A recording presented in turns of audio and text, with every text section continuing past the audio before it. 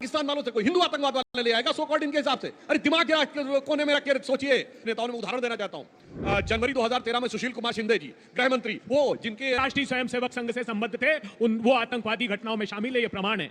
उस बयान के टेरर कैंप आरएसएस चला रहा है। जब नेता प्रतिपक्ष रूप में सुषमा स्वराज जी ने सदन के पटल पे पूछा तो भारत सरकार, क्योंकि वो प्रतिपक्षी दल के थे, लेकिन अपने दल के एक मंत्री याद नहीं आया आर के सिंह, जो अधिकार नहीं है, हिंदू धर्म है मेरा। हम हिंदू मुस्लिम की राजनीति कब तक करते रहेंगे? जवाब दीजिए। तैयबा जैसे मोहब्बत, क्या उससे हम लोग छुपाने की साजिश कर रही हैं हिंदू को आतंकवादी बोलकर? कि सरकार एनआईए के द्वारा दबाव बना रही है कि इस केस को थोड़ा हल्का लिया जाए। नमस्कार दोस्तों, मैं विकास हाजिर हूँ एक और वीडियो के साथ।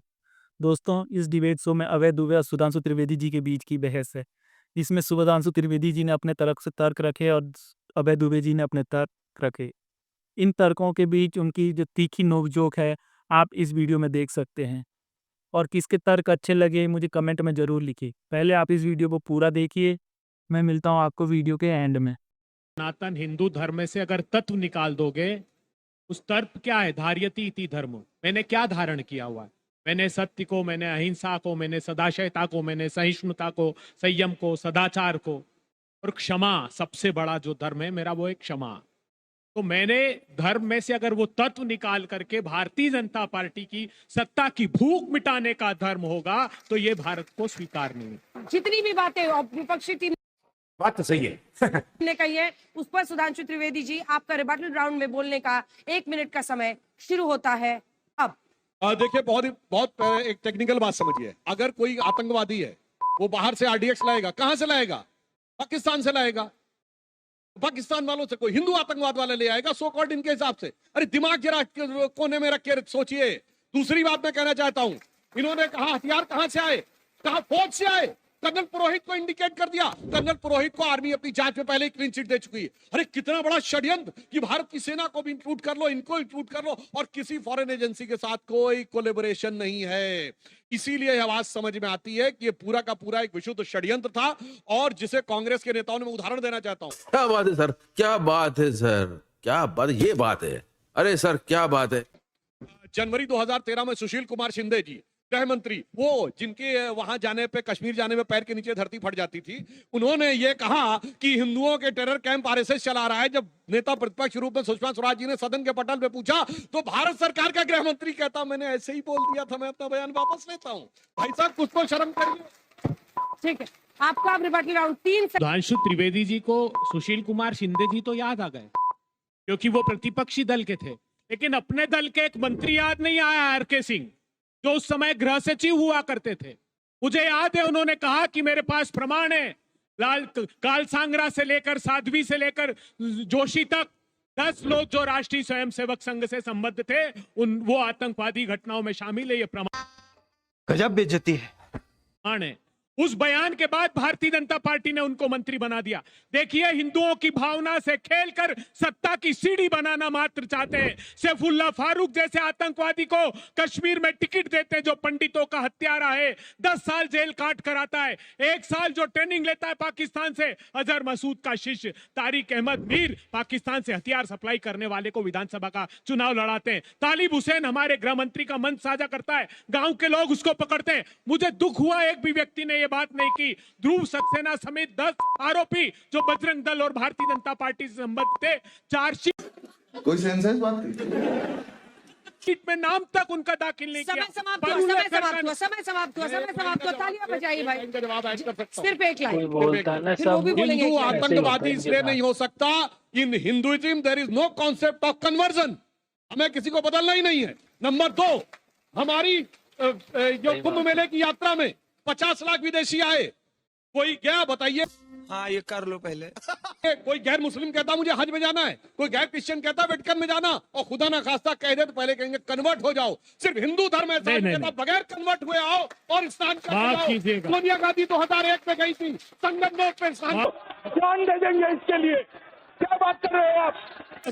इसलिए आतंकवादी नहीं हो सकता। माफ कीजिएगा, ये एकमात्र राजनीतिक दल है जिन्होंने कहा हिंदू धर्म नहीं है, जीवन पद्धति है। राष्ट्रीय स्वयंसेवक संघ के ये प्रमुख कहते हैं सुप्रीम कोर्ट ने 1995 में हमारे लिखा। प्रधानमंत्री के अरे सर्वोच्च अदालत नहीं तय करेगी मेरे धर्म का प्रशस्त मार्ग, मेरे सनातन बड़ा धर्म भारी करेगा। बयान कर दिया चालू सुप्रीम करेंगे। कोर्ट ने। सत्ताचार्यों का अधिकार नहीं है। हिंदू धर्म कोई सेंस है इस बात की? ये आप सत्ताचारी ये तय नहीं कर सकते, इसलिए अपमानित मत करिए। आप सत्ता का स्वार्थ सिद्ध करते रहिए। अब वो टाइम आया है जब आप लोग वहीं रहिए, लेकिन आप में से कोई ऐसा है जो अपना गमछा बदलना चाहता है? ये गमछा जरूर चेंज तो आगे चल रहे हैं, आपकी टीम आगे चल रही है। आपने सबसे बड़ी पोचिंग तो दुबे जी की कर ली है।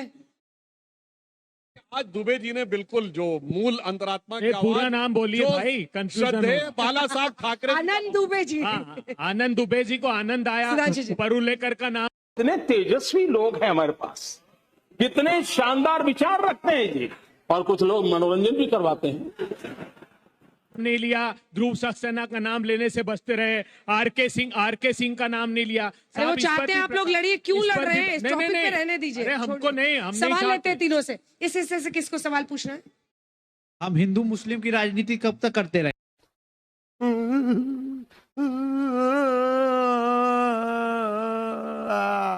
चलिए जवाब दीजिए। बिल्कुल सही बात है।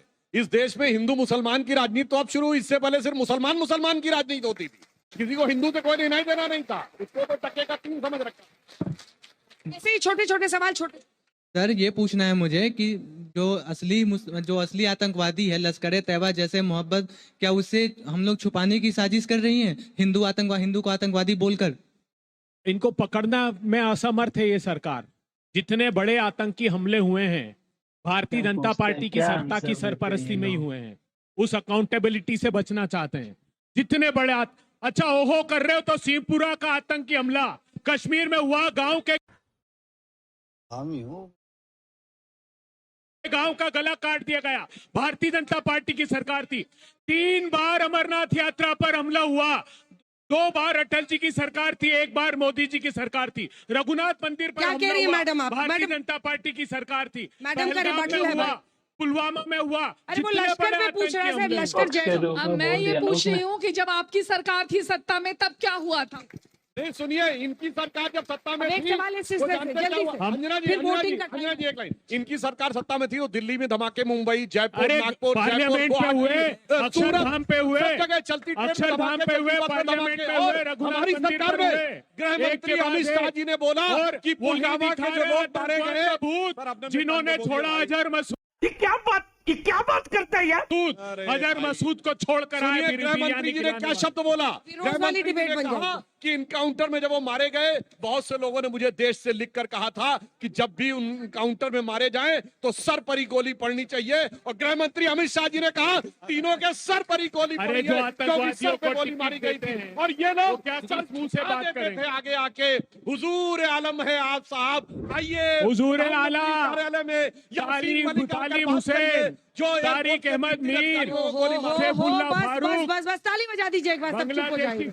चलिए सुधांशु जी सुधांशु जी आपसे सवाल। मेरा सवाल आपसे है, जितने लोग भी बरी हुए हैं, अगर ये लोग निर्दोष हैं तो आखिर इसका गुनहगार कौन है? 2015 में जो इसकी सरकारी वकील थी रोहिणी सालियन, उन्होंने एक इंटरव्यू में अपने कहा था कि सरकार एनआईए के द्वारा दबाव बना रही है कि इस केस को थोड़ा हल्का लिया जाए। और रोहिणी सालियान सुनिए, सर, ना उस समय नेहरू जी की सरकार थी ना इंदिरा जी की सरकार थी, आपकी सरकार थी केंद्र में भी और महाराष्ट्र में। जवाब दीजिए। अब 2 बातें बताता हूँ। मैं क्या करूं फिर, जॉब छोड़ दूं? रोहिणी सालियान बहुत गजब की वकील थी। जैसे असीमानंद के केस में असीमानंद का कन्फेशन आया, उन्होंने ऑन रिकॉर्ड बयान दिया कि जब असीमानंद ने एक्सेप्ट कर लिया तो सारे मुस्लिम आरोपियों को मुक्त कर दिया जाए। एक सॉलिसिटर जनरल के लिए कैसे हिंदू मुस्लिम हो सकता है? हर केस एक स्पेसिफिक केस है। रोहिणी सालियान का ऑन दिया गया, ऑन रिकॉर्ड दिया गया बयान है कि अच्छा। मुस्लिम इनोसेंट मुस्लिम को फंसाया जा अच्छा, रहा है। सुधांशु दूसरी जी। बात, सुनिए, जो पब्लिक प्रोसिक्यूटर है सरकार हर कोई इस्तीफा देना चाहिए। वो उस सरकार के अपॉइंटी होते हैं, उसके बावजूद इस्तीफा काहे नहीं दिया? राजनीति करने के लिए। चलिए इसी के साथ तालियां बजा दीजिए दोनों। दोस्तों वीडियो कैसी लगी? वीडियो अच्छी लगी तो कमेंट में जरूर लिखें। साथ ही दोस्तों मुझे तो अभय दुबे जी के तर्क ज़्यादा बेटर लगे और सुधांशु त्रिवेदी जी ने अपने तर्क अच्छे से नहीं रख पाए हैं।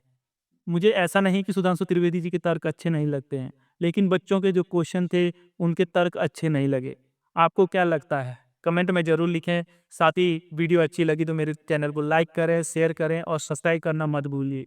मैं मिलता हूँ आपको अगली वीडियो में, तब तक के लिए जय हिंद, जय भारत।